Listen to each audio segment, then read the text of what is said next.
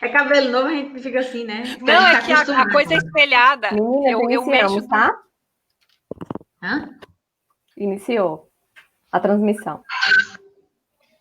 Ok, então, gente. Boa tarde a todos e a todas. A gente vai dar continuidade ao nosso EPED de 2020, né? Desde ontem que a gente está aqui unidos, né? Nesse evento, com várias atividades que foram acontecendo, que foram com programação cultural, enfim. Hoje a gente tem a grata satisfação, né, de ter uma mesa inclusiva para falar do tema. É possível falar de educação inclusiva no ensino remoto, né? E aí a gente vai contar com a participação da professora Adriana Lima Verde, que vai, infelizmente ela não vai estar presente, né, de forma síncrona, mas ela mandou o vídeo com uma conversa para a gente, e a gente vai ouvi-la, tá? A professora Adriana Lima Verde, ela é pedagoga, mestre e doutora em educação pela Universidade Federal do Ceará.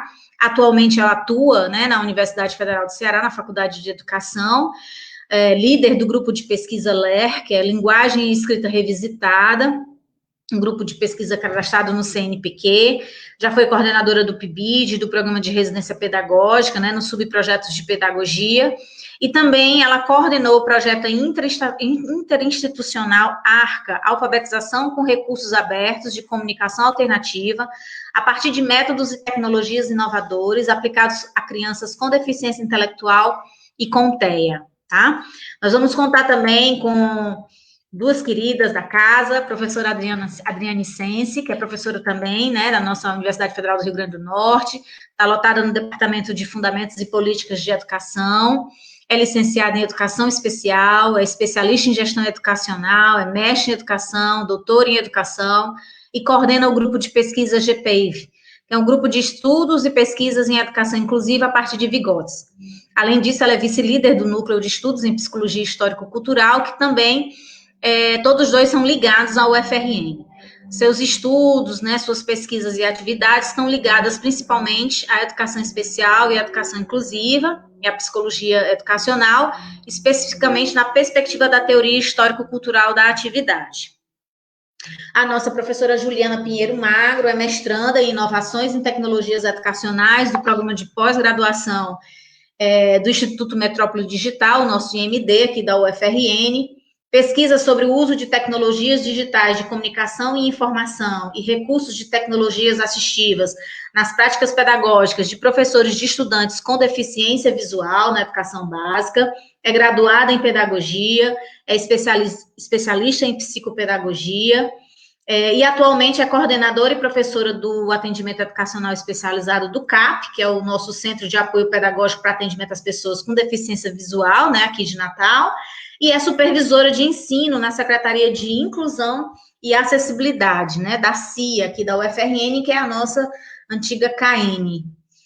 E aí, a dinâmica da mesa vai ser, então, assim, a professora Adriane e a professora Juliana vão estar em uma conversa com elas, debatendo um pouquinho do tema, e aí depois a gente exibe o vídeo da professora Adriana e abre para os debates, tá bom? Tenham a todos uma boa palestra e, mais uma vez, muito obrigada, meninas, por aceitarem esse convite. Nós estamos contando aqui com a participação dos intérpretes, né? A Adiliane de Paula. A Adiliane, ela veste uma camisa laranja, ela é morena clara, tem um cabelo liso, à altura dos ombros, é um castanho dourado. O Anderson, ele tá de camisa preta, ele é careca e usa óculos. As meninas vão aí, então, fazer as suas audiodescrições para os nossos participantes com deficiência visual. Eu sou Flávia Roldan, sou morena, tenho o cabelo, agora por conta da pandemia, um pouquinho maior, abaixo dos ombros, né? Eu uso óculos, sou gorda, a cara é bem redonda, e tenho os cabelos castanhos claros, como estão molhados, estão um pouco escuros, mas eles são castanhos claros, tá bom? Bom evento.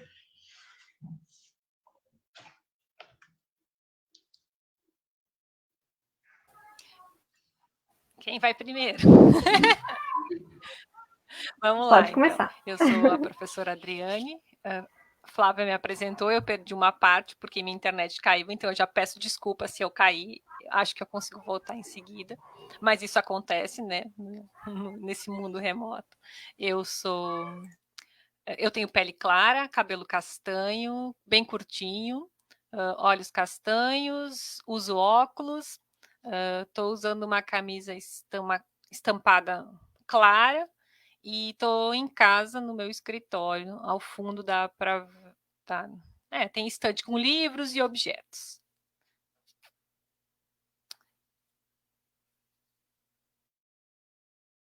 Ju, microfone. Desculpa, áudio fechado. Boa tarde, eu sou Juliana Magro. Como a professora Flávia já nos apresentou, né? Então, só recapitulando, hoje eu vou falar um pouco sobre as nossas vivências, né? Nesses dois contextos, podemos dizer assim, que é dentro do contexto remoto, um pouco da nossa realidade enquanto profissional que atua na universidade e na rede estadual de ensino também. Eu sou branca, tenho cabelos compridos abaixo dos ombros, tinham mechas, né? Devido à pandemia, elas estão crescendo junto com o cabelo indo embora. Boca pequena, olhos castanhos escuro e cabelo também castanho escuro. E sou magrinha, conforme meu sobrenome. Ainda bem que deu tudo certo. Bom, nessa conversa de hoje, a professora Flávia vai trazer uma fala inicial e eu vou trazer as minhas complementações segundo as nossas vivências pedagógicas, tanto nas escolas, no Centro de Educação Especial e também na Secretaria de Inclusão e Acessibilidade. Então, com a palavra, professora. Então, quando Cibele fez o convite para essa mesa com esse nome, é possível falar de educação inclusiva no ensino remoto? Eu respondi que eu aceitava, mas que eu não tinha a resposta, né? E acho que a resposta é bem complexa e por mais que eu tenha pensado, acho que eu não tenho uma resposta definitiva. Eu tenho algumas reflexões, mas não tenho uma única resposta. E pensando sobre essas possibilidades, antes de pensar, eu acho que a gente tem que construir junto essas possibilidades, porque antes de tudo, a educação inclusiva, seja no presencial ou no remoto, é um direito de todos. Então, a gente reforça que a educação inclusiva é um direito, e então a gente tem que pensar condições de acesso e acessibilidade. Se a gente ainda não tem essas condições de acesso e acessibilidade, a gente tem que construir isso. E isso é bom que se diga que não se faça em políticas públicas e também engajamento das escolas e dos professores, mas é importante apontar os dois lados, porque senão parece que é só responsabilidade do professor, e daí o professor fica sobrecarregado, trabalhando muito mais do que trabalhava antes, já trabalhava muito, né? E com toda a responsabilidade. Mas também não dá para dizer que o professor não é responsável, porque ele é assim.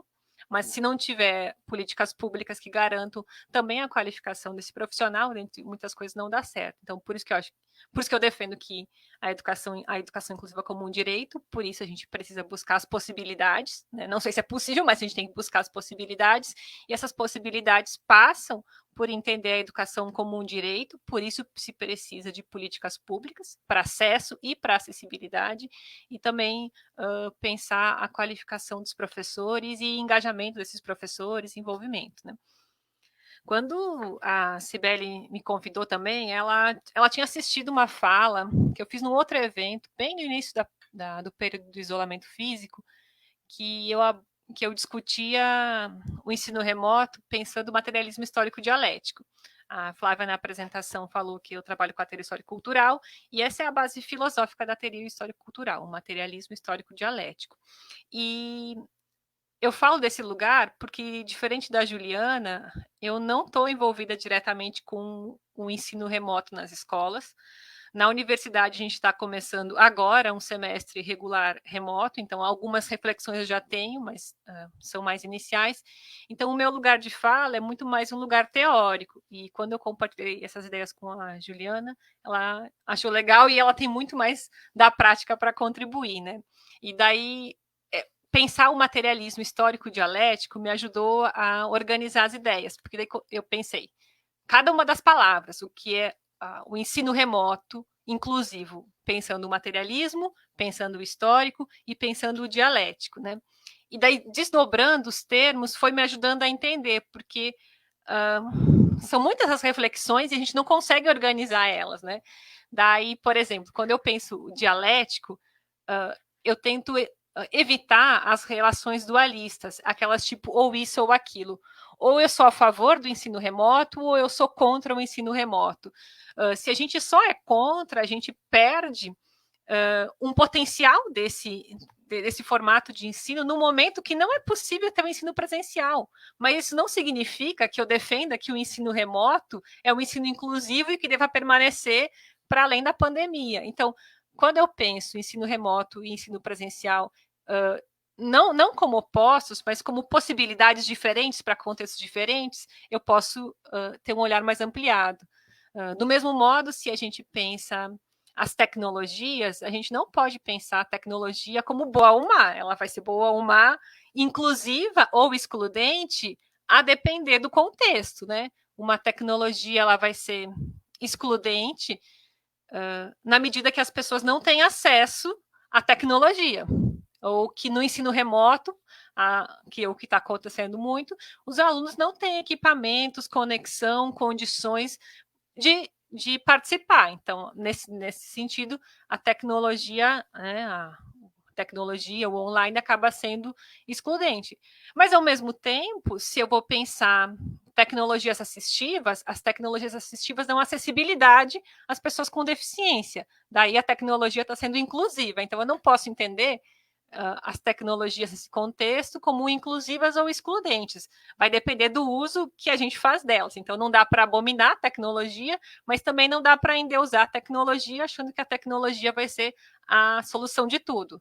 Daí também nessa ideia da oposição, né? É como se a gente estivesse imaginando que a tecnologia vai substituir o humano. Mas não, essa ideia já vem há algum tempo e até hoje a tecnologia não substituiu o humano. O professor pode estar usando o computador, a tela, mas tem uma pessoa que está produzindo essa aula, tem uma pessoa atrás da tela, tem uma pessoa que pensou o conteúdo, que pensou a acessibilidade. Então, também não dá para pensar que a tecnologia suplanta o humano, não dá para pensar humano versus máquina, porque não é uma oposição, é uma relação complementar.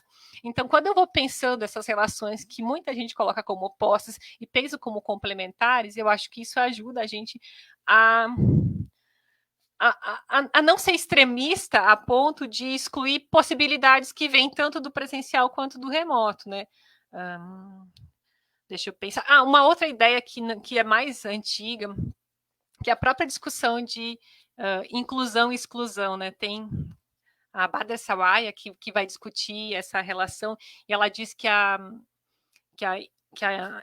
inclusão e a exclusão são parte do mesmo, são conectadas, porque a gente só vai falar de educação inclusiva porque existe exclusão. Se a gente vivesse numa sociedade sem exclusão, não precisaria falar de educação inclusiva, seria educação e ela já seria para todos, escola, e não precisava dizer escola inclusiva, não precisava adjetivar a escola como inclusiva, porque seria simplesmente escola. Então, quando eu penso essas relações, eu tento pensar dialeticamente me ajuda a não tomar uma posição precipitada e endeusar ou demonizar a tecnologia, o ensino remoto, ou alguma possibilidade, né? Então, eu acho que tem possibilidades nos dois campos. Não sei se a Ju quer comentar alguma coisa sobre isso. Adriane, você falando sobre isso, e eu já tinha até comentado com você que enquanto eu lia, né, o seu material, a sua fala, eu me via em toda essa situação, né? Enquanto coordenadora de um centro de educação especial, que atua diretamente com o público de estudantes cegos e com baixa visão, e também com deficiências múltiplas, né, dentro desse cenário. E aí a gente colocou a mão na cabeça, veio um desespero de verdade, porque como é que eu vou dar aula de braille para o aluno cego à distância? Como é que eu vou ensinar o aluno cego a usar um computador a partir da casa dele, que ele não tem esse computador na casa dele? Então, essa conversa que você traz, ela embasa exatamente essa discussão de olhar o outro lado da coisa, tentar descobrir as possibilidades e que elementos a gente vai poder construir juntos, porque tem que ser junto, tem que ser colaborativo, porque o desafio é tão grande que a gente se bloqueia diante dele. E é isso que pode estar acontecendo com muitos professores nas escolas. Nossa, se eu já não conseguia fazer uma aula inclusiva para os meninos que estão lá dentro da sala de aula, quem que dirá agora como é que eu vou fazer por meio do ensino remoto, não é? Então, à medida que você vai falando, a gente vai refletindo sobre esses impactos que a gente sofreu e ainda vem sofrendo, porque os desafios, eles são imensuráveis, né, diante de tudo isso. Mas a gente hoje, nessa conversa, a gente vai conseguir mostrar, né, algumas possibilidades dentro do que é possível e trazer algumas reflexões sobre isso, para que todo mundo, assim como eu, desconstrua um pouco desse impacto, né, que a gente viveu logo no início, de não ver possibilidades realmente, de ficar cego diante do contexto e passar por esse processo de acomodação, né, de assimilar, de reacomodar, de se organizar e de se reequilibrar dentro das possibilidades. Sim, e a Ju estava falando, né, que antes já era difícil o professor pensar as possibilidades para todos os alunos. Então, a gente também pensa, né, daí quando eu penso materialismo histórico dialético, isso que quer dizer o histórico? A situação que a pandemia cria, a pandemia é inédita, a gente nunca tinha passado. Isso já aconteceu no mundo, mas poucas pessoas que vivem agora passaram por uma pandemia. Os processos de exclusão já aconteciam na escola. Mas eu me dou conta que eles aconteciam de outras maneiras, né? Não sei se vocês acompanharam, mas aconteceu. Eu acompanhei várias denúncias de familiares que estavam denunciando escolas que dispensavam os alunos com deficiência das aulas online, porque entendiam que as crianças com deficiência não tinham condições de participar, ou então que aquela aula não teria sentido para elas. Daí eu fiquei pensando, poxa, eu acho que isso também acontecia na aula, que o professor dava aula para a turma toda e o menino ficava lá. Só que agora, se o professor dispensa o aluno, ou o pai, a mãe, ou alguém da casa tá com a criança acompanhando a aula e percebe que a criança não tem conexão com aquilo que a professora tá falando, ele entende, peraí, o que meu filho está fazendo aqui? Ele não consegue fazer as tarefas, ele não interage com os colegas, a professora não se dirige a ele quando fala. Então, algumas coisas que acontecem agora no remoto aconteciam antes no presencial, só que agora acabam tomando outra forma. Também eu vejo a ideia de que o aluno com deficiência é da sala de recurso multifuncional. Então, o professor do AE é que pense como a gente vai trabalhar com esse aluno com deficiência, porque ele que é o profissional de educação especial.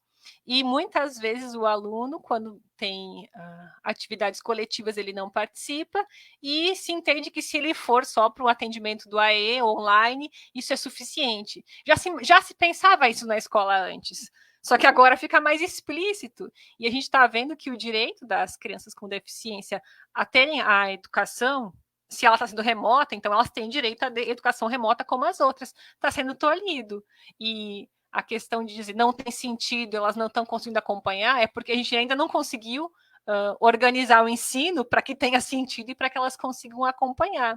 Mas a gente vai percebendo que a situação que acontece agora é desdobramento do que vem há muito tempo. Então, é novo a configuração do remoto, as possibilidades que a gente tem que pensar são outras, mas não é tão novo assim, porque isso já acontecia antes. Então, um professor que planejava para todos antes, Agora, no remoto, tem a preocupação de planejar para todos. O professor do AE, que trabalhava como suporte para o aluno estar participando na turma, segue fazendo isso, mas o que entendia que o trabalho dele é o trabalho só da sala de recursos, segue trabalhando isolado. Então, essas práticas que a gente tem visto agora, não dá para dizer que são consequência só do ensino remoto, né? Um tanto de exclusão que a gente vê na escola, nesse contexto, já existia antes com outra cara, né? Não sei. Exatamente, Adriane. Era com outra conotação, né? Na verdade, a gente tem um professor lá no CAP, o professor Bruno, que ele é cego. E aí ele sempre repete isso. A nossa educação sempre foi à distância, né? Por que está todo mundo tão espantado assim agora? Então, ele traz um pouco dessas reflexões para a gente diariamente, né? Nos nossos diálogos, nos nossos momentos. Então, uma coisa que tem feito muita diferença nesse processo são os momentos de formação, os momentos de capacitação, mas que com a cara mais prática, né? Eu acho que é isso que os professores precisam, desse processo formativo, mas com um planejamento de organização efetiva de estratégias, né? A gente tem muitas formações que trazem muito o campo teórico sem conseguir fazer essa relação. E quando a gente traz a teoria e a prática juntos, né, comprovadamente, isso é muito claro para nós, que as coisas funcionam melhor porque o professor vai conseguir fazer essa reflexão e colocar em prática aquilo que aquela ação formativa está trazendo para ele.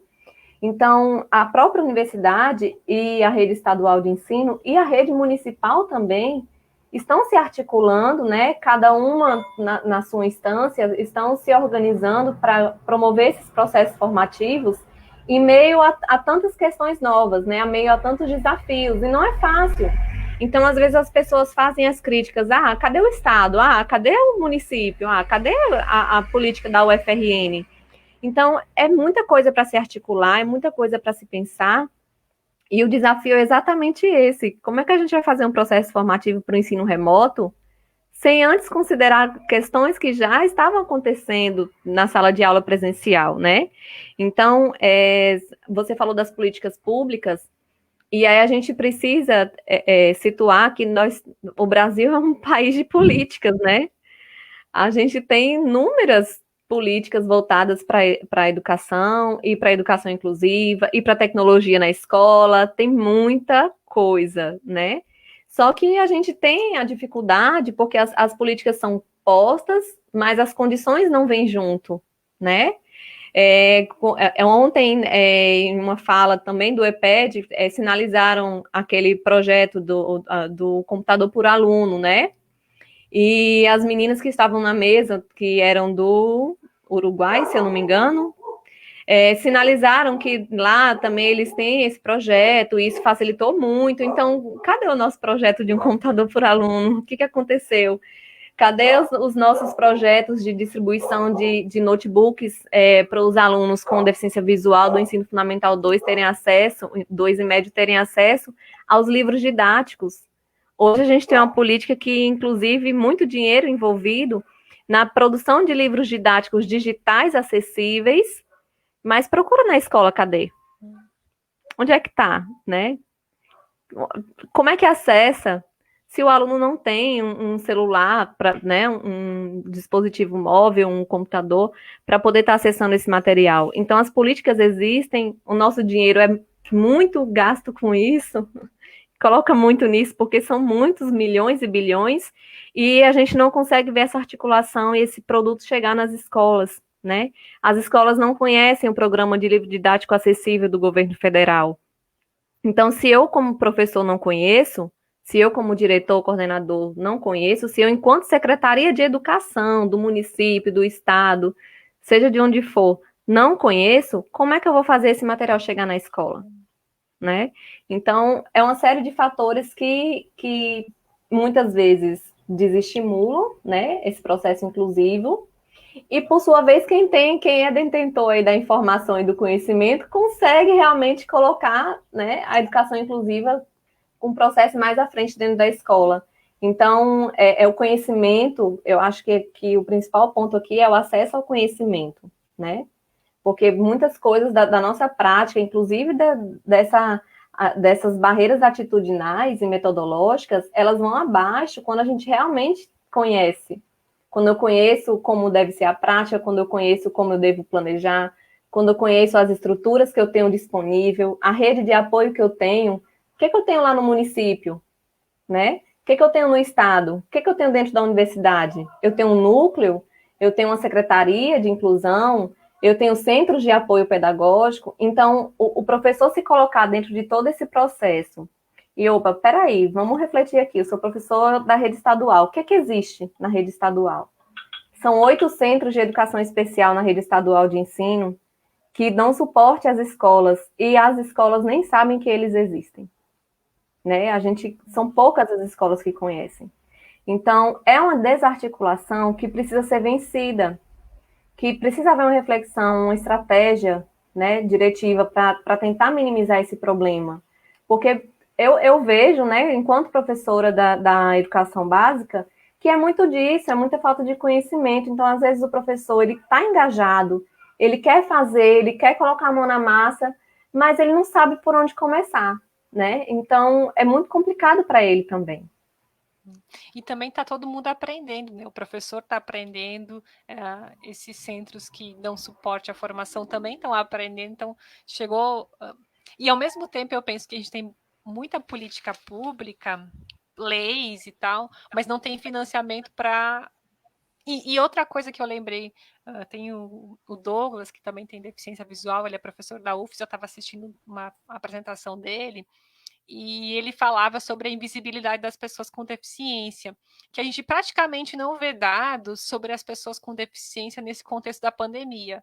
Não tem dados sobre pessoas com deficiência que adoeceram ou que faleceram, não tem dados sobre quantos alunos com deficiência estão tendo acesso ao ensino remoto ou não estão tendo acesso. A gente tem vários dados, mas nunca esse dado traz o recorte das pessoas com deficiência. Então, é uma invisibilidade que é histórica, né? Que eles eram mais invisíveis ainda quando não estavam na escola.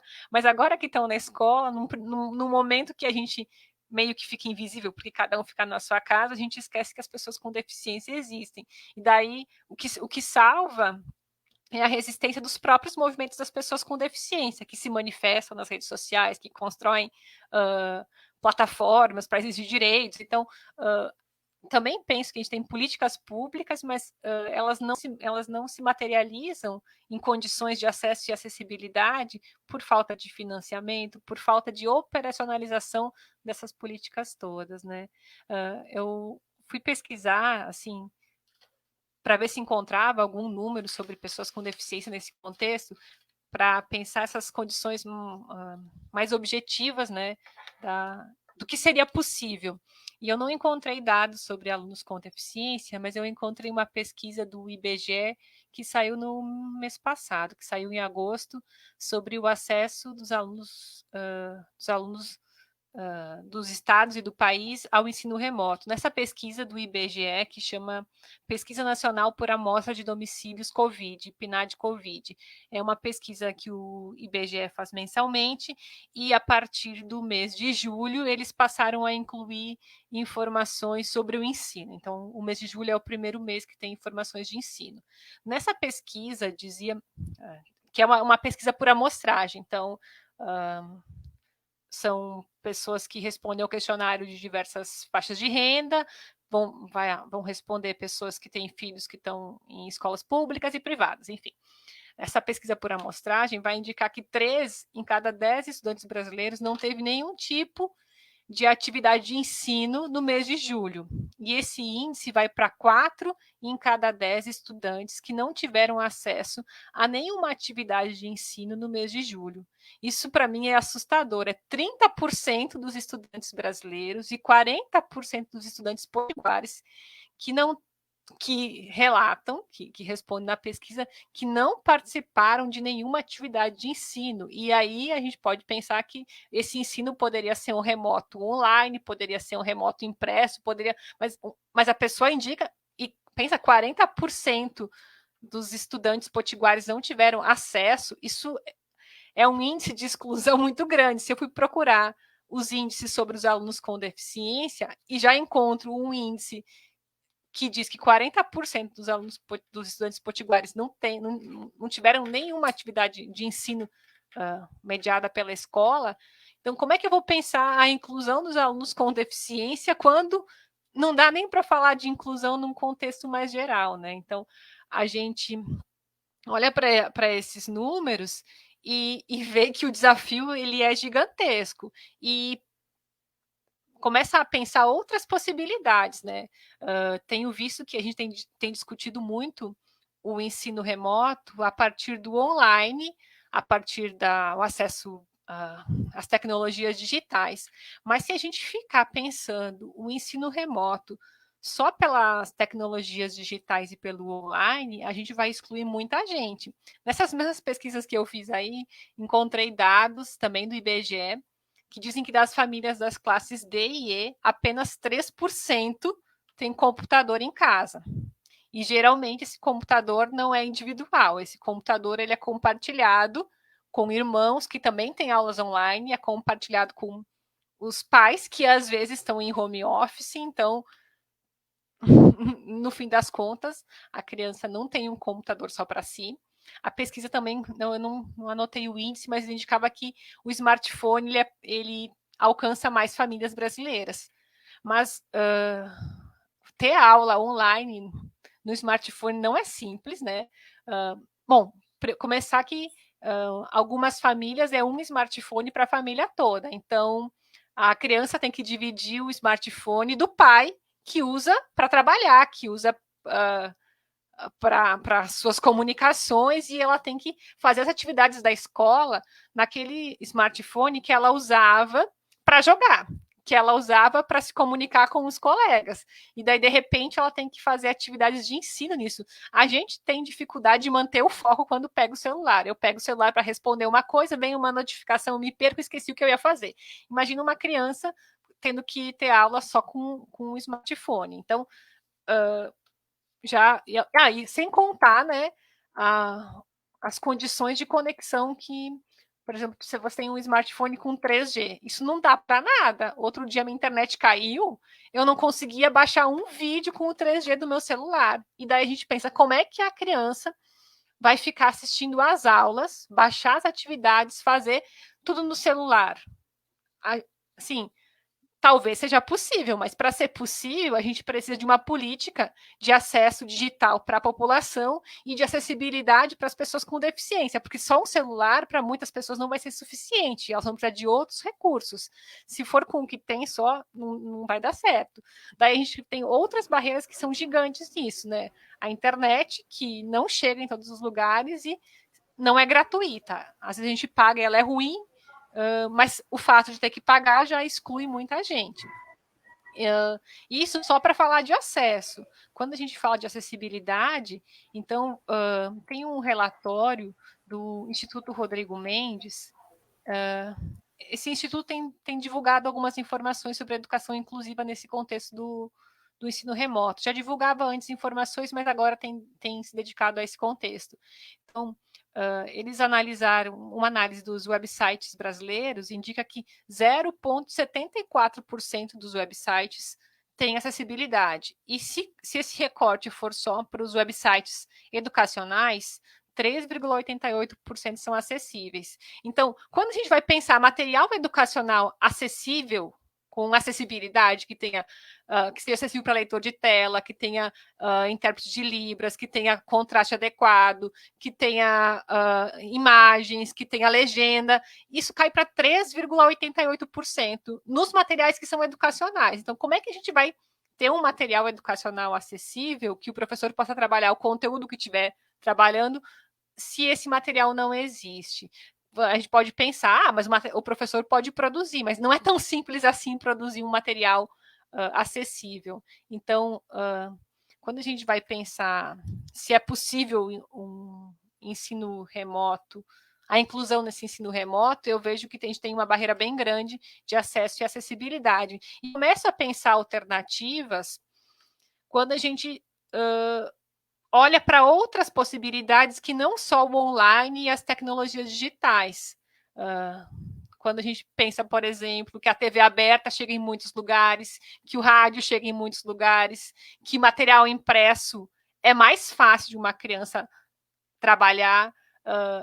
Então, se a gente começar a pensar as possibilidades de inclusão no ensino remoto para além das tecnologias digitais, eu acho que a gente ganha muito, porque tenta contornar essa dificuldade de acesso ao mundo digital.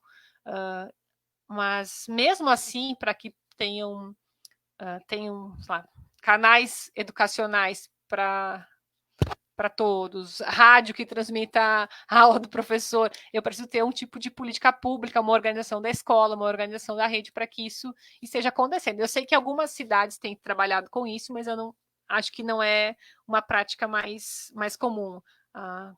No geral, as pessoas têm investido no online, e o online não está chegando a todas as pessoas. Quando a gente vai pensar esse tipo de tecnologias não digitais, eu falei que o digital tinha que ser acessível, essas outras tecnologias também. Então, se o professor for enviar um material impresso, esse material impresso tem que ser acessível. Se o professor for fazer uma aula que vai passar na televisão, essa aula tem que ter acessibilidade. Então, a acessibilidade ela vai ter que estar nessas perspectivas todas. E não sei, assim, acho que vai muito de cada contexto, e as escolas que têm conseguido boas práticas conseguem construir essas boas práticas com a comunidade, conversando com as famílias e vendo como é possível que o aluno siga engajado em atividades de ensino nesse período do ensino remoto.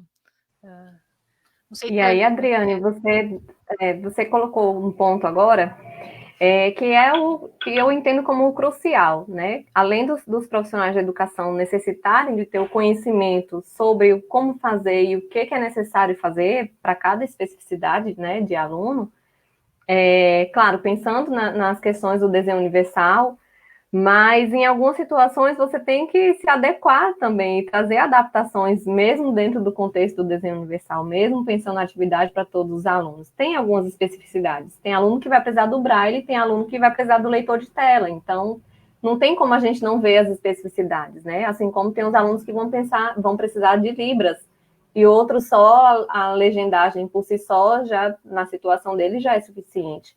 Então, você falou num ponto que é preciso que a gente reitere, que é a questão da escola ter essa flexibilidade, né? A gente saber que realmente a gente vai tá mentindo se a gente disser que a gente vai atender a toda a demanda curricular, né? A todos os conteúdos propostos, a todos os planejamentos pensados nas semanas pedagógicas da vida, né? Mas que a gente vai precisar ter esse olhar flexível e pensar quais são os nossos objetivos com essas atividades no ensino remoto, né? E a partir desses objetivos, a gente pensa nas estratégias. E aí a gente tem que entender que a flexibilização é pensar que alguns alunos vão precisar de coisas distintas, né? Se para a turma eu coloquei, por exemplo, para que eles me mandem uma resposta em vídeo. Só que aquele aluno não tem uma webcam ou a câmera do celular dele não está funcionando, então por que eu não posso receber a apresentação dele em áudio, né? Por que eu não posso receber o texto com aquela apresentação? Então, é isso que eu estou chamando de flexibilizar, né? Então, a mesma coisa acontece para o ensino. Na hora que eu estou ensinando, né, eu preciso ter, eu vou colocar um vídeo, mas por que eu também não posso colocar um artigo ou então o texto que fala aquele vídeo? Eu estou dando duas condições de materiais diferentes para que aquele aluno possa acessar. E aí, não só pensando no meu aluno com deficiência, né? Então, é saber que eu tenho que evitar que a minha aula seja um podcast se eu tenho um aluno surdo na aula, porque ele não vai estar ouvindo aquele podcast. Ou eu tenho que pedir, né, para a nossa rede de apoio, para a gente se articular e pensar na tradução em Libras daquele podcast. A mesma coisa de um PDF, né? Então, a gente já tem percebido que os setores da universidade, de um modo geral, eles já estão cada vez mais preocupados com isso, né? A política pública da universidade trouxe um pouco disso também à tona, e o trabalho incessante desses profissionais que trabalham nessa secretaria, né, da CIA, tem promovido isso também. Então, são materiais que saem da reitoria que já precisam estar acessíveis, porque nós temos servidores com deficiência também, além de estudantes, né? São materiais do ensino remoto, que a gente teve o ensino remoto emergencial, né? Com algumas disciplinas, alguma carga horária já foi remota, né? Mesmo que não obrigatório, mas a gente já teve essa experiência, e mais do que isso, ouvir o que esses alunos responderam nos questionários de pesquisa que nós fizemos sobre o feedback desse período remoto, né? E pensando nessa escuta, a gente faz aqui o recorte, né, do nosso lá do CAP, chegou a hora da gente pensar nas atividades remotas, sim, como é que a gente vai fazer? Tá, a gente vai ter que partir do pressuposto do que a família vai trazer para a gente de informação. Eu não posso generalizar de que todos os meus alunos não têm acesso, assim como eu também não posso pensar que todos eles tenham, né, como você já falou. Então, é preciso que a gente conheça o nosso público. Então, a gente, nada mais que justo, a gente precisou fazer uma pesquisa com eles, e nós fizemos um questionário, assim, pensando na maior objetividade possível, na linguagem mais clara, mais tranquila. E aí, esse questionário, ele foi online por meio do WhatsApp, ele foi por meio de áudios, né? A gente mandando os áudios para o pai que usa o WhatsApp por meio de áudio, e ele respondendo pelo WhatsApp, e a gente marcando lá, né, no formulário. Foi por ligação para aquelas famílias que não têm internet. Então, assim, o que a gente queria com isso? Conhecer as possibilidades que a gente ia ter a partir de então. E a gente se surpreendeu, porque mais de 90% dos que responderam à pesquisa, eles tinham algum tipo de acesso à internet, e 100% deles disseram lá que queriam muito, né, a retomada dos atendimentos, mesmo que por meio remoto, e mesmo sem saber como seria bem, né, essa organização. Então, o que está acontecendo hoje é exatamente isso. Alguns alunos, a gente trabalha por meio de ligação, então as atividades são via telefone mesmo, ligação.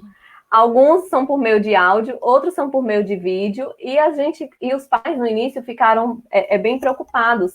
Como é que a gente vai dar a devolutiva dessas atividades? Eu não tenho muito internet, como é que eu faço? Então, cada professor foi combinando, né, individualmente com cada família. Agora, isso é um processo muito árduo, né?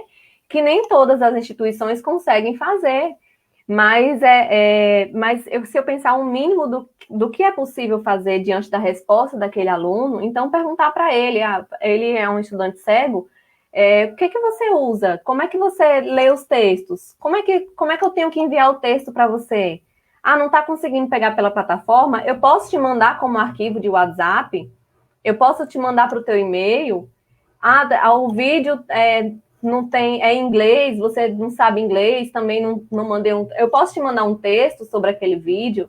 Então, é pensar em possibilidades de flexibilizar tudo isso a partir do que o sujeito nos diz, né? Então, independente que ele tenha deficiência ou não, o que ele diz para nós é o que a gente precisa considerar para os nossos planejamentos, né? Para o nosso plano A, plano B. Enfim, a gente vai fazer cada vez menos múltiplos planos se a gente souber o que aquele aluno tem a dizer para a gente, se a gente escutar. Então, não preciso fazer 1001 planejamentos. Se eu sei o que ele precisa, vai ficar mais tranquilo para mim planejar as minhas atividades, e eu vou ficar mais seguro nesse processo. E aí, paralelo a isso, eu volto a falar da rede de apoio, né? Se ele precisa de um material em braille, socorro, onde é que eu vou conseguir esse texto em braille? Como é que eu tenho que fazer? Ele lê no PDF, mas como é que eu transformo um PDF para ser um documento digital acessível? Então, tudo vai partir do conhecimento, da sua atitude também enquanto profissional, e da sua rede de apoio, e do que o seu aluno está trazendo para você e está te mostrando, que muitas vezes a gente fecha os olhos no meio a tanta loucura, né, a tanto desafio, e não consegue enxergar o que já está posto ali para a gente. Então, é realmente abrir a mente diante de todas as dificuldades, buscar ajuda realmente. Isso tudo que tu fala, Ju, tem a ver com um contexto que é do presencial também. Pensar pensar o material acessível, conversar com cada aluno, entender os contextos, é importante agora, mas também era importante antes e vai ser importante quando o ensino voltar a ser presencial. A gente não precisa pensar essas possibilidades, não deve pensar essas possibilidades só agora no remoto, né?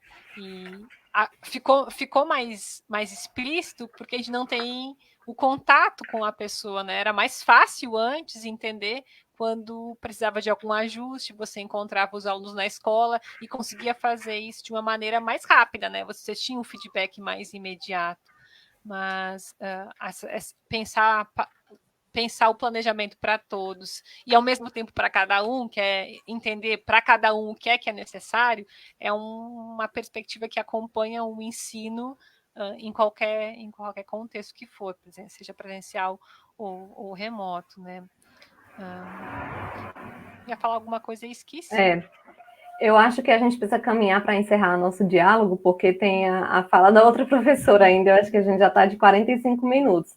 Mas, assim, antes de você encerrar a sua fala, eu queria fazer uma consideração muito importante, né? Que é uma coisa que a gente sempre fala para os nossos professores lá do CAP, e que sempre me emociona bastante, e eles sabem disso, né? Isso me toca muito, porque todo esse trabalho que a gente está fazendo, esse trabalho desesperado, né, em busca de conhecimento, em busca de colocar a mão na massa e aprender todos os dias, tudo, né, a gente está tendo que aprender tudo. Então, todo esse esforço, ele chega para os nossos alunos, para as famílias deles, como aquele pensamento assim, poxa, realmente meu filho é valorizado, ele é visto, ele é quisto, né? Então, é dizer que tudo isso vale a pena, né? E trazer essa tranquilidade para a gente de que todo esse esforço realmente está valendo a pena, por mais que seja uma coisa da nossa rotina tão atropelada que a gente não pare para refletir, mas cada passo está valendo a pena, está fazendo uma diferença muito grande na vida de todos esses estudantes que estão conseguindo ser incluídos. Mas que, de fato, né, fica aqui a nossa tentativa de resposta. Não, a gente não consegue incluir a todos os alunos, infelizmente, por todas essas questões e todos esses fatores históricos e dialéticos, né, que a professora Adriane está trazendo para nós aqui tão maravilhosamente bem. E tomara que a gente, com esse período, né, ajuda de olhar para os alunos, conversar com as famílias, de pensar outras possibilidades, aprender outras tecnologias, pensar para além do que vinha pensando antes, que isso que a gente está aprendendo agora fique como uma aprendizagem para frente, né? Tem gente que diz que o ano está perdido. Eu não quero pensar que o ano está perdido, né? Eu espero que a gente aprenda nesse ano e consiga ser melhor e menos excludente, porque percebe tanta exclusão, e consiga pensar outras possibilidades. Eu acho que esses momentos de crise fazem com que a gente pense outras possibilidades que podem fazer com que a gente tenha um contexto melhor, mas isso não é assim automático, a gente tem que se engajar nesse processo todo, né? Eu também eu estava pensando sobre o que todo mundo fala, né, do novo normal e tal. Queria que a vida voltasse ao normal. Eu não quero que a vida volte ao normal, né? O normal, ele nunca foi inclusivo. O normal sempre excluiu as pessoas com deficiência e muitas outras. E agora que a gente se dá conta dessa extensão da exclusão, eu gostaria que a gente conseguisse pensar as possibilidades, daí eu vejo engajamento e políticas públicas como os caminhos, para que a gente tenha esse contexto pós-pandemia melhor do que era o contexto pré-pandemia, né? Então, eu não quero que volte ao que era antes, eu quero que a gente tenha aprendido alguma coisa nesse período para ser melhor do que a gente era, porque não dá para passar um ano tão sofrido, tão ralado e não aprender nada com isso, né? Então, eu espero que a gente consiga aprender e, sei lá, ser mais inclusivo. Pronto, é isso.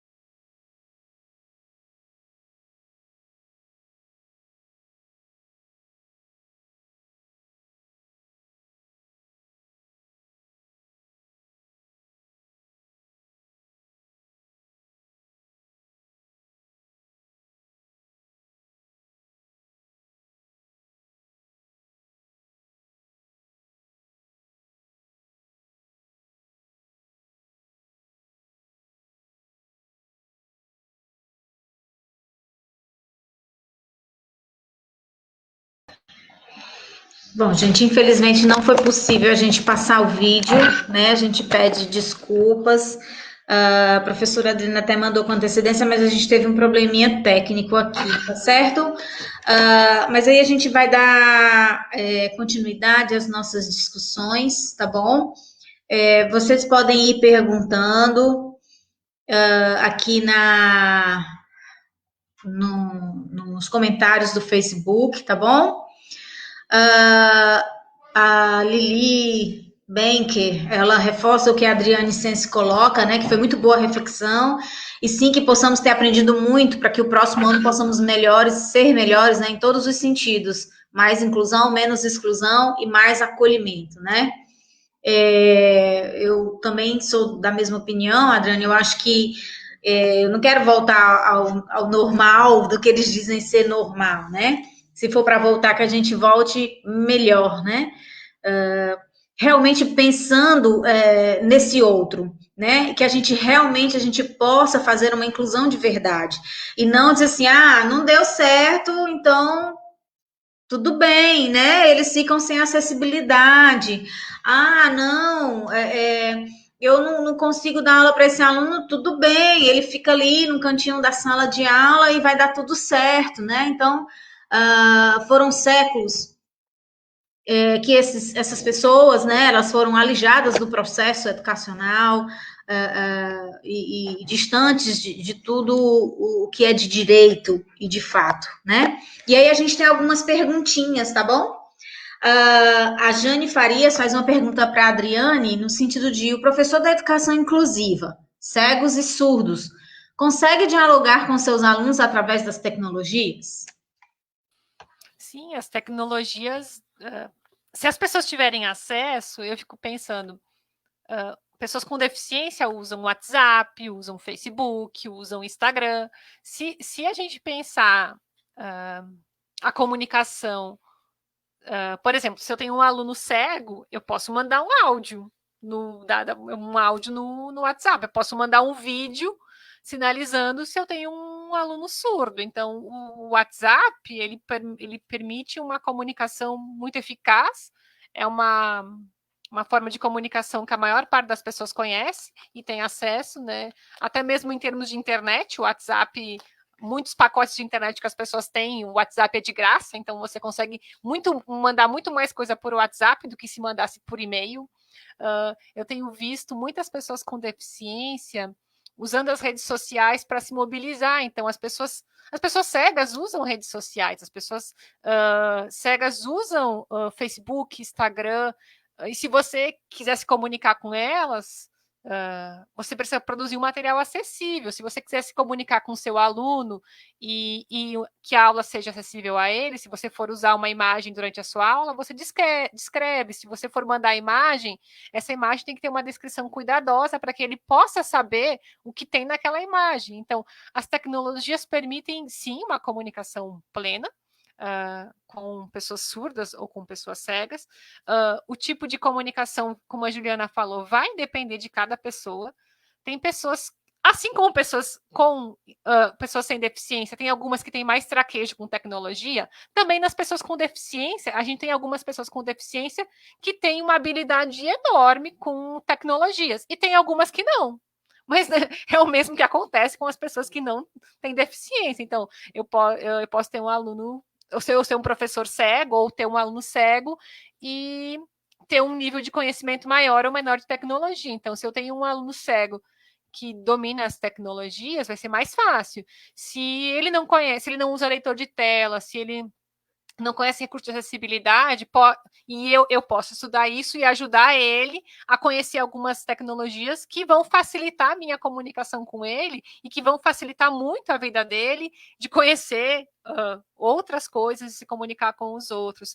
A mesma coisa com os surdos. Então, o meu aluno surdo, ele se comunica em Libras? Eu sei Libras? Se eu não sei Libras, como é que eu vou me comunicar com ele? Pela escrita? Mas será que só a escrita é acessível?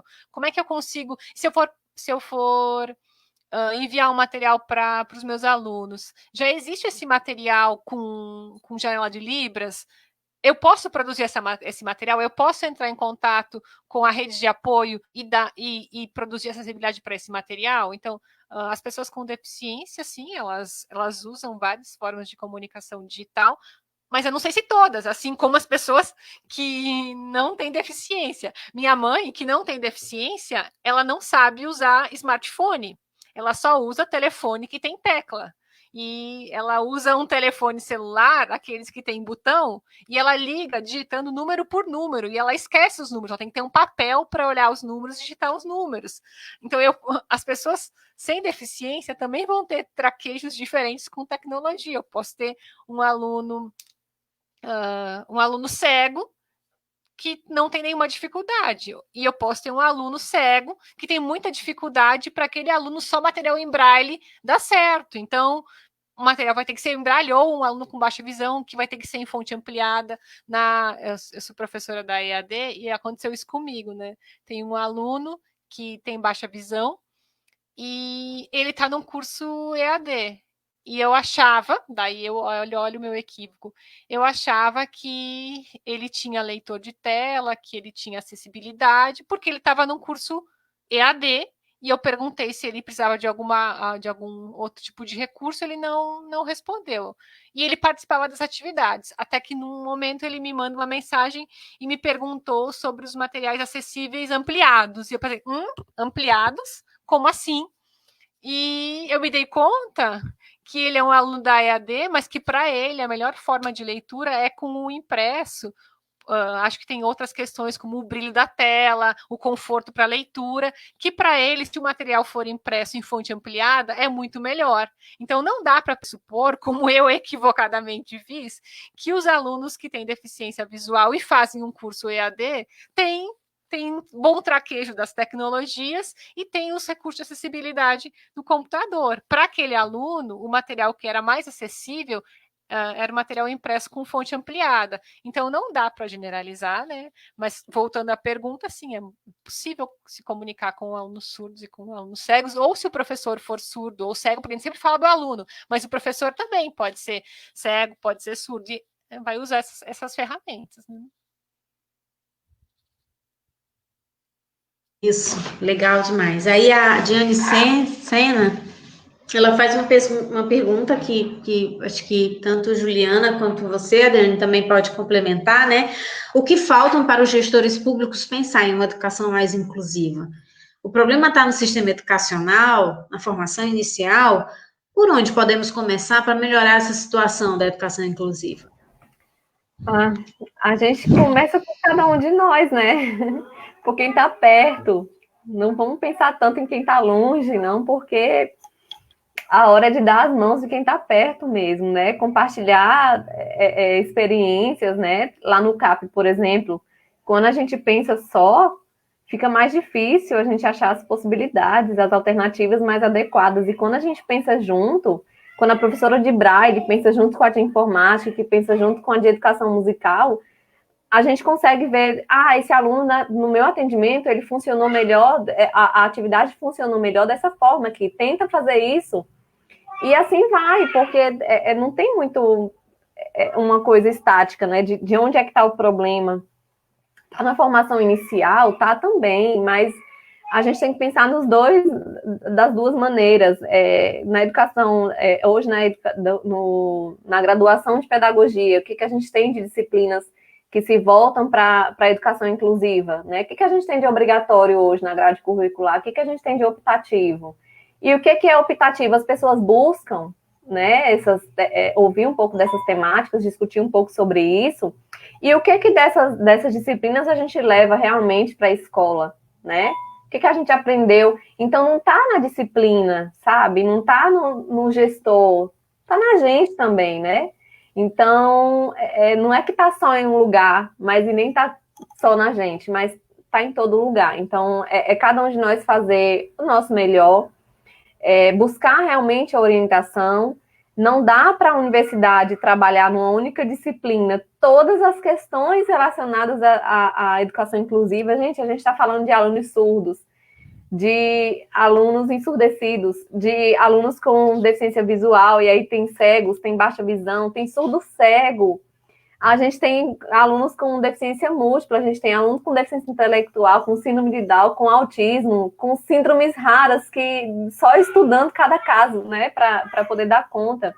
Então, é muita coisa para a universidade, para a formação inicial dar conta, assim como também é muita coisa para a formação continuada dar conta. Então, isso vai depender muito também de um pouco das demandas que você tem e das oportunidades formativas que você tem, e das metodologias das formações que você recebe e de como você vai estar refletindo isso para colocar isso na prática.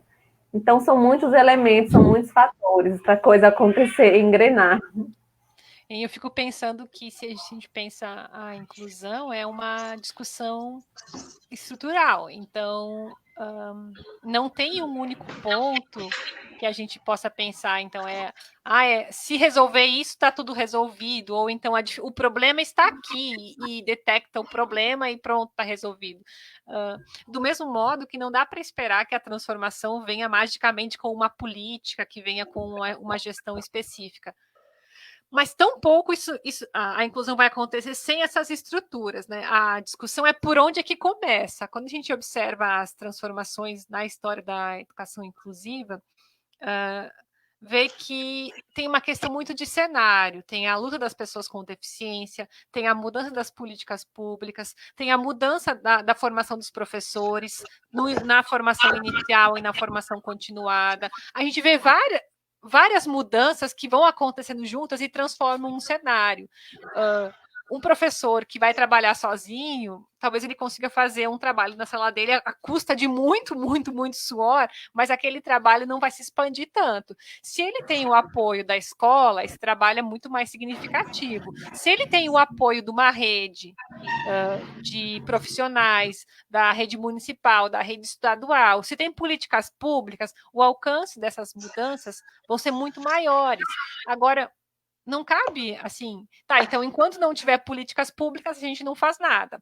É justamente para que existam políticas públicas, a gente tem que se mobilizar, fazer barulho, mostrar que é possível, ter a luta. E uma outra coisa importante, né? Contar com as pessoas com deficiência, ouvir as pessoas com deficiência, deixar que as pessoas com deficiência falem, né? Não é a questão de dar a voz para as pessoas com deficiência, porque voz elas têm, né? De estar com as pessoas com deficiência nessa discussão de inclusão. E são percepções que vieram mudando nos últimos anos. E quando a gente pensa em história, é longo.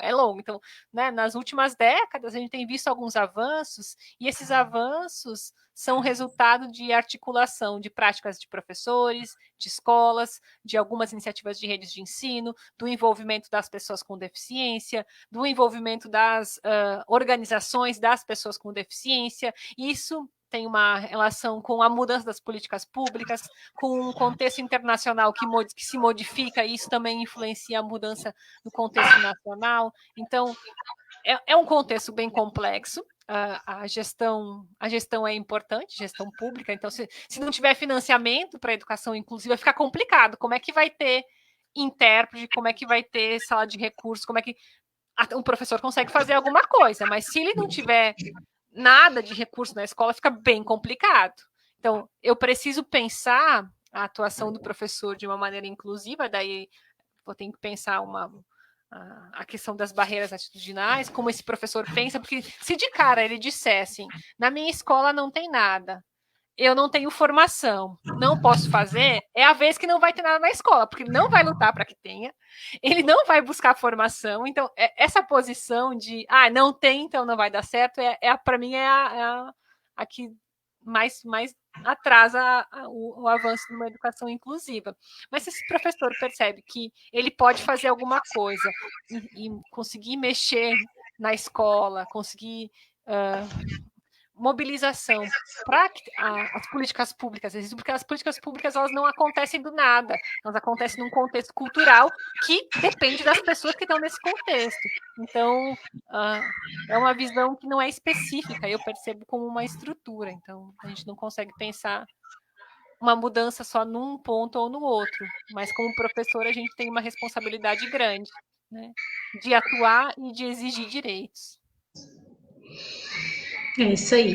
E aí, interessante quando a Adriana coloca, né, que é a questão do nada sobre nós sem nós, né? Sempre partir do sujeito com deficiência, porque não é uma questão apenas de dar voz, né? Mas é uma questão de representatividade, né? É uma questão de autonomia, é uma questão de protagonismo, né, dessas pessoas diante daquilo que realmente elas necessitam. Não, durante séculos sempre foram os ouvintes, os videntes, a dizer o que era bom, o que não era bom, né, se tinha a ideia do que era efetivo para esse público, mas nunca partindo desse público que realmente necessitava dessas estratégias, né, e desses atendimentos.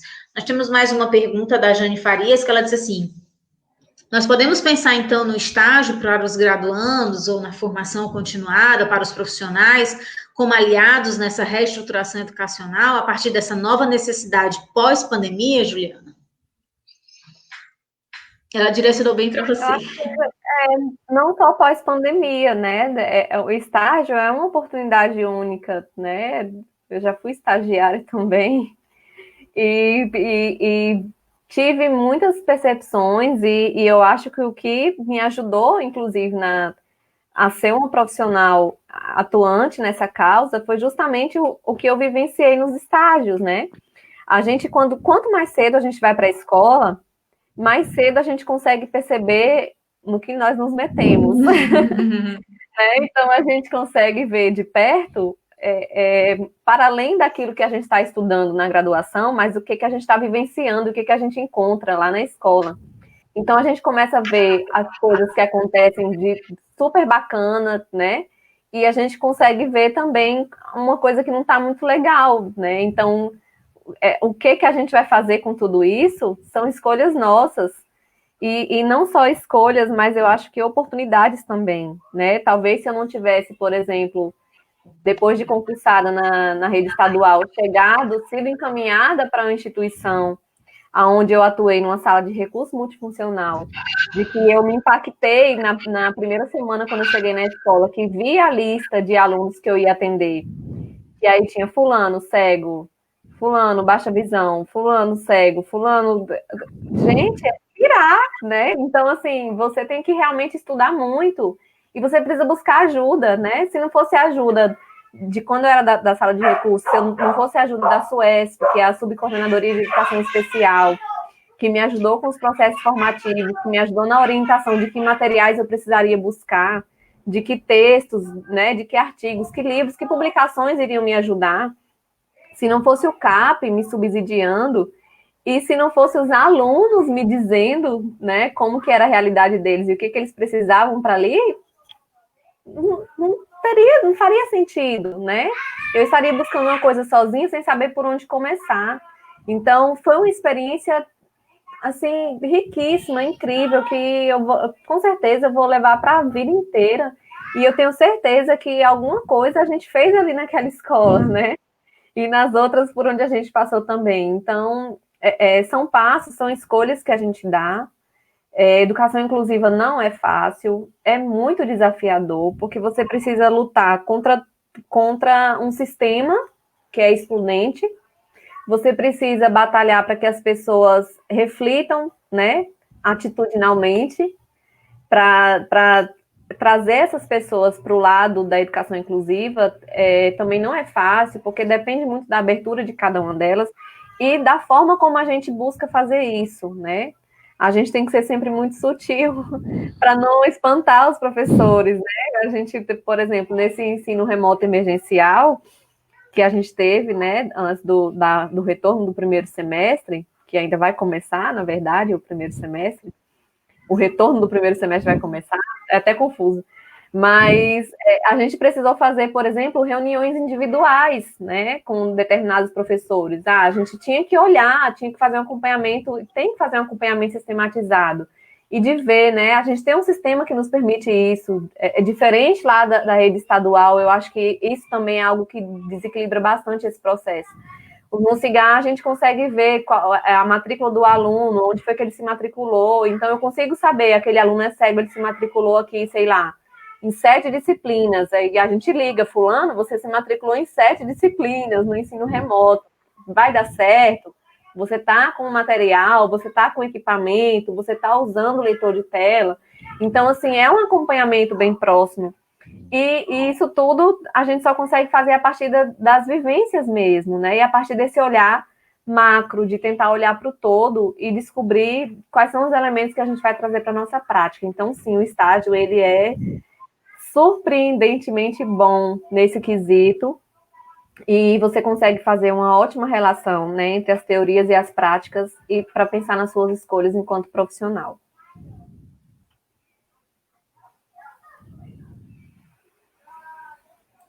O microfone. É isso mesmo, né? Então, atualmente eu sou professora dos estágios, Juliana, do curso de Letras Libras e da disciplina de didática, né? E aí isso me fez lembrar, a primeira vez que eu dei a disciplina, em 2016, eu pensei que a didática era somente para os alunos do curso de Letras Libras. Então, eu entrei na sala sinalizando, né? E aí, os outros alunos estavam com os olhos assim, desse tamanho, mortos e assustados. E eu perguntando o nome, o sinal, né? Assim, para a gente começar um diálogo e tal. E aí, os outros calados, né? Assim, morrendo de vergonha de perguntar se eu sabia falar, né? E alguma coisa. Aí até que eu parei e disse assim, gente, nem todo mundo sabe Libras, é isso aí. Um aluno disse assim, eu estou na aula errada ou a gente está na sala de didática mesmo? Porque eu não me matriculei na disciplina de Libras. Aí não é Libras, é a disciplina de didática para o curso de Letras Libras. Não, professora, eu sou da artes. Aí o outro era da física, o outro era da química. Uma misturada danada. E aí eu mudei a estratégia de pergunta e disse assim, gente, como é que é, né? Eu fui perguntando o curso de cada um e fui perguntando, como é que é ensinar química para uma pessoa cega? Como é que é ensinar física para um aluno surdo, né? Como como é que é ensinar artes para o aluno com deficiência intelectual, o aluno com TEA? E eu fui perguntando, aí o aluno pegou e disse assim, ô, professora, se esse for o objetivo dessa disciplina, eu vou lhe dizer a senhora que eu vou reprovar, porque eu não quero nada disso, né? E isso que é bom, né? Assim, eles conhecerem que essa realidade é a realidade que está lá fora, né? E aí eu vou trazer um discurso da professora Adriana Lima Verde, quando ela diz que é uma questão de direito, e direito não se discute. Eles têm o direito ao acesso à educação. Não é assim, nós vamos escolher esse, nós vamos escolher aquele, que vão estar dentro da sala de aula, esses aqui são capazes, esses não, todos têm direito a acesso à educação, e é uma educação de qualidade, né? Então, eu acho que os estágios, eles são uma grande parceria para essa vivência, assim como os programas, o PIBID, a residência pedagógica agora, que estão dando essa oportunidade do graduando, do licenciando, conhecer a realidade na qual ele vai atuar, para a gente não se deparar lá para 5, 10 anos de serviço e a pessoa dizer assim, não foi para isso, não era isso que eu queria, né? Para eles saberem realmente o que é e se envolverem. E a inclusão, ela começa nessas atitudes, né? É quando eu quero, né? Eu quero fazer essa mudança. Eu sei que o professor, e eu fui professora da educação básica por 20 anos, eu tive 12 anos de atendimento educacional especializado, né? E eu sei o quanto é difícil a rotina do professor da educação básica. Nós não estamos lotados em só uma escola, trabalhamos de manhã, trabalhamos de tarde, trabalhamos de noite, né? Mas a gente tem que querer, né? E é como Juliana coloca, é um estudo constante, até porque a profissão professor é um estudo constante. A gente não para, até porque a gente tem que estar sempre se atualizando. Eu costumo dizer que a gente tem que estar mais sabido do que o menino, né? Tem que tem que estar sempre estudando. Bom, a Zelda... Pensando sobre isso, hein, Flávio, agora que vocês estavam falando, e assim, o ideal seria que um dia a gente não precisasse de formações específicas de educação especial, que qualquer formação continuada ou formação inicial pressuposse que você pode ter alunos com deficiência ou alunos que aprendem de diferentes formas. Então, se a aula de didática é didática para todo mundo, não tem que ter didática e didática para pessoas com deficiência. Sim, tem coisas específicas para o trabalho com pessoas com deficiência. Mas eu tenho que pensar no planejamento que é para todo mundo, como vai ter esse planejamento específico também. Então, o ideal seria que na formação em português, em matemática, em química, em biologia, a educação inclusiva perpassasse toda a formação, desde pensar didática, história da educação, os estágios. Então, é estágio em língua portuguesa. Eu tenho um aluno surdo, então como é que eu vou pensar a língua portuguesa para esse aluno surdo? Então eu vou ter que pensar língua portuguesa como segunda língua para esse aluno, e não vou fazer um curso de letras libras para fazer isso. Como professor de português, eu também deveria ter essa aprendizagem, porque senão a gente vai ficar sempre achando que é outra pessoa que tem que vir e resolver, porque eu não tenho formação para isso ainda, né? A gente tem um embate da formação, sim. A formação é complexa. Inclusive, a Diana coloca, na minha formação inicial, eu não cursei disciplina que pudesse ajudar nesse entendimento. Eu penso que um dos caminhos seria a formação inicial. Né? Né, assim, como a Juliana colocou, não é uma disciplina que vai dar conta, gente, de todas as especificidades de aprendizagem que nós vamos encontrar, porque para além dos alunos da educação, público-alvo da educação especial, nós temos, por exemplo, os alunos com transtornos de linguagem, como a dislexia, as dislalias, né? E aí já vão ser outras demandas que também precisam dessa assessoria de mais atenção com o professor. Então, assim, nós temos que buscar também. A gente também não pode só esperar, né? A gente tem que buscar. É claro que o currículo de todas as licenciaturas, quando a gente pensa na educação inclusiva, ela precisa mudar, né? Ela precisa ser reformulada e ampliar várias cargas horárias de várias disciplinas, né? Mas é como a Juliana colocou, a gente também tem que ir atrás. Professora Flávia, e agora você falando, né, eu rememorei aqui uma situação, um debate que nós estávamos tendo lá no PPGIF, né, o Programa de Pós-Graduação em Inovação e Tecnologias Educacionais. E a gente estava discutindo exatamente sobre isso em uma determinada aula, e a gente chegou a um consenso ali. Poxa, gente, se uma disciplina só não vai dar conta, nem aqui no programa, nem na graduação, nem em lugar nenhum, como que faz então, né? E a gente parou para refletir.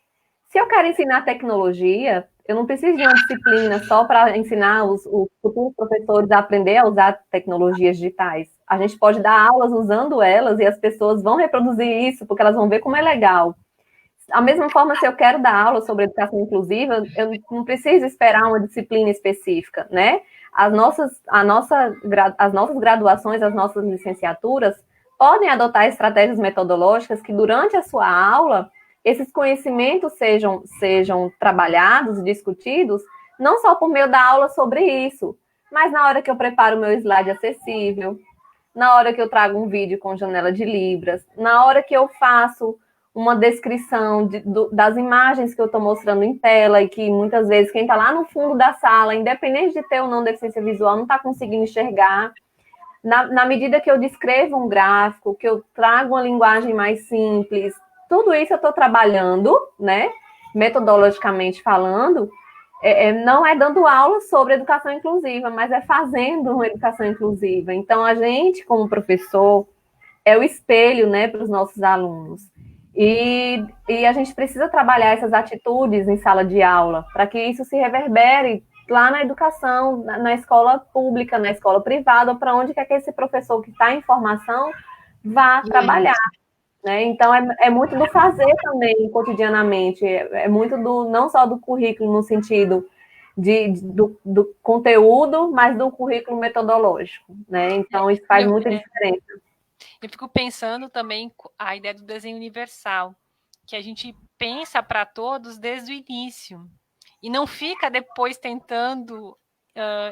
por exemplo, né, você falou das tecnologias, e eu penso que num curso que trabalha com tecnologias, as tecnologias já têm que ser pensadas para serem acessíveis para todos. Não é depois a gente ficar tentando ver como é que aquele sistema vai poder funcionar com leitor de tela X, e como é que ele vai funcionar para uma pessoa com autismo, como é que ele vai funcionar.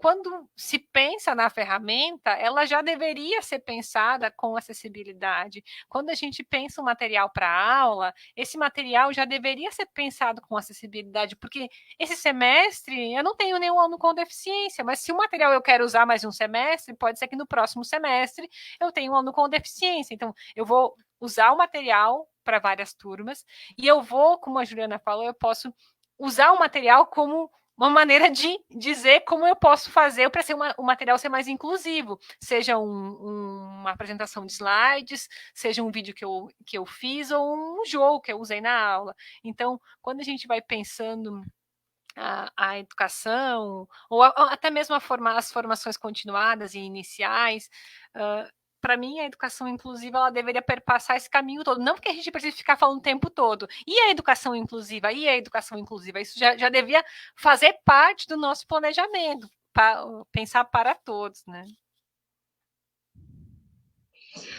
Bom, gente, a gente já está pertinho, né, de encerrar a nossa mesa, né, que fica até as 4h30, não era isso?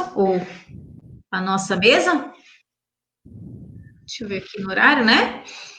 Bom, e aí a Zelda, ela tem vários parabéns, tá, meninas? Várias pessoas parabenizando pela mesa. A Aslane está colocando, dando os parabéns, que as reflexões... A Lidiane está colocando que as reflexões estão muito pertinentes, parabenizando a todas nós. A Aslane também, a Ana de Santana, a Eliana, Anglesa, Rafael estava sem áudio, Tainá. Bom, enfim, são muitos os parabéns. E a Zelda, ela coloca aqui, né? A Jane também, Jane Farias, que fez várias perguntas, a gente agradece, Jane. E a Zelda está colocando, né? Temática excelente, pertinente, a inclusão no ensino remoto é uma necessidade, assim como na educação presencial, né? E o CAP e o CAS estão fazendo um trabalho maravilhoso, parabenizando a Juliana e a todos os envolvidos nesse processo, né? E aí, gente, para a gente pegar esses últimos minutinhos que nós chamamos de fala, eu queria, assim, que que cada uma de vocês pudesse, assim, sei lá, dar uma palavra final, assim, né, sobre a inclusão, não só nesses tempos de pandemia, mas também para os tempos futuros. Que difícil. Eu acho que a palavra é se reinventar, né, Adriane? A gente tem vivido muitos desafios e a gente tem se reinventado. E não pense que o professor da educação especial, ele está sabendo de tudo, não. A gente está pirando mesmo, né? Buscando alternativas.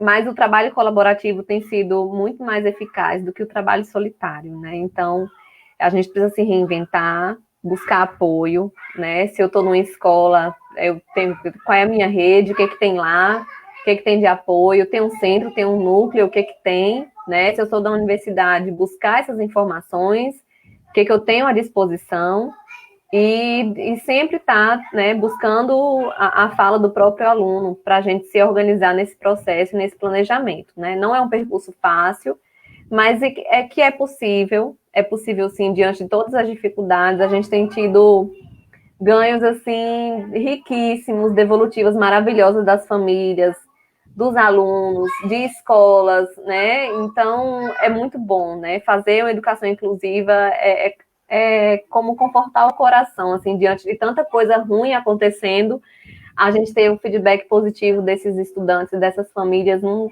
tem preço, não. É muito maravilhoso. Então, o esforço está sendo válido. Esforcem-se juntos, né? Colaborativamente. Então, eu retomo a fala que educação inclusiva é um direito e a gente precisa trabalhar para que isso aconteça. Eu gosto também de dizer que a gente não está fazendo um favor para as pessoas com deficiência quando trabalha pela acessibilidade. Se é um direito da pessoa com deficiência, é um dever nosso como professor. Então, entender como um direito, eu acho que é importante, e as possibilidades a gente vai construindo coletivamente no caminho. Está todo mundo aprendendo como faz, né? Ninguém tem uma receita, e eu acho que também não existe receita que vai dar certo. Mas, por exemplo, eu posso dar práticas exitosas, eu posso conversar com os meus colegas. Existem caminhos, mas eu acho que esses caminhos não são individuais. Acho não. As pesquisas todas mostram que o caminho não é individual, o caminho é coletivo. As dificuldades são muitas e as possibilidades a gente procura juntos. É isso. Então, o LTE, né, assim, na fala da professora Cibele, nós agradecemos, né, a participação. Mais uma vez, reforçamos o agradecimento do aceite do convite, de estar aqui dialogando sobre um tema tão importante, né, para esse evento, para a gente, que nos é muito caro, né,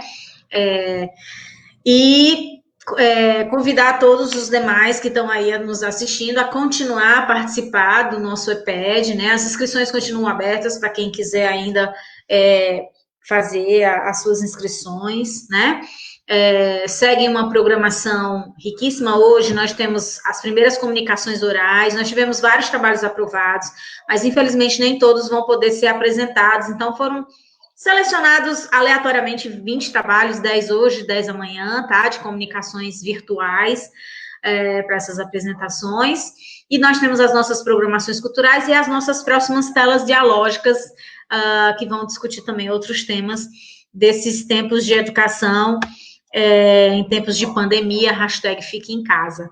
Muito obrigada, Juliana, muito obrigada, Adriane, agradeço os nossos intérpretes, a Diliane, Anderson, né, então, muito obrigada, fica aqui, então, o meu agradecimento em nome da professora Cibele. Olha, ela está aí.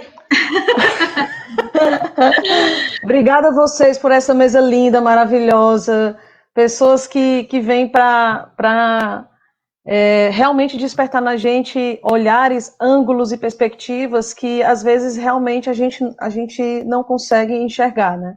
E eu acho que gostei muito dessa sua última fala, Adri, quando você diz que, como é um direito, a gente não está fazendo nenhum favor. A gente está fazendo o nosso dever como professor. Gostei muito e vou gravar essa frase na minha cabeça, né? É uma responsabilidade que a gente precisa assumir, é um dever, e não é nenhum favor. Eu estou fazendo um favor. nada disso. Gostei muito. Flavinha também tem umas frases que eu fico na cabeça assim, né? Que é a gente tem que pensar de maneira inclusiva, a gente tem que pensar acessível. Eu gosto muito dessa frase.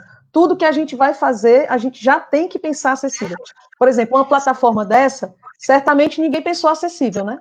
Porque quando foi construir a plataforma, porque a gente está tendo várias limitações com relação à janela de interpretação de Libras. Então, é realmente nisso que a gente está falando. Quando a gente pensar as tecnologias, quando a gente pensar as ferramentas tecnológicas, a gente também tem que pensar acessível quando a gente for planejar o nosso plano de aula, construir o nosso plano de aula, já desde o início, já tem que pensar no nosso material didático, na nossa metodologia, né, na nossa comunicação com os alunos, já tem que pensar acessível. E não é esperar ter um aluno, né, com necessidades especiais para pensar. Muito obrigada. E agora, pessoal, Alan Peça, apresentação cultural, para quem já curtiu o Alan Peça, para quem conhece, vocês também, viu?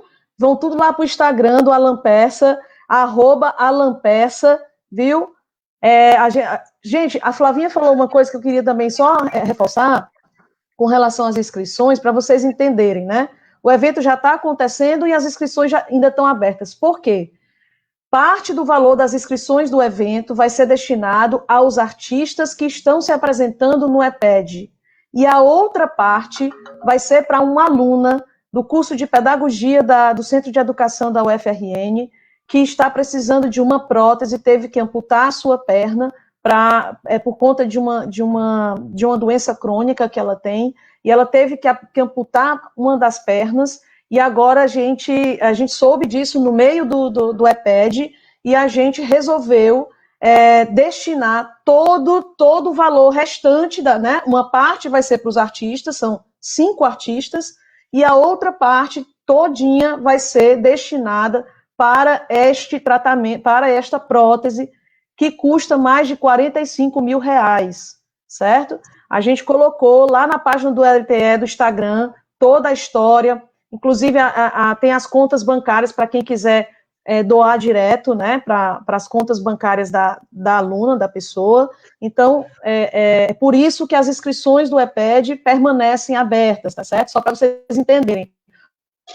O evento está rolando, também pode aproveitar o evento, tá certo? Então, vamos lá para o Instagram do Alan Peça, curtir um cafezinho. É a hora de pegar o lanche, pegar o café, pegar o suco, né? E a gente aproveitar um pouco, e depois da apresentação do Alan Peça, vamos para as nossas comunicações virtuais, certo? Serão 10 trabalhos, às 17 horas, 10 trabalhos até às 19 horas, tá bom?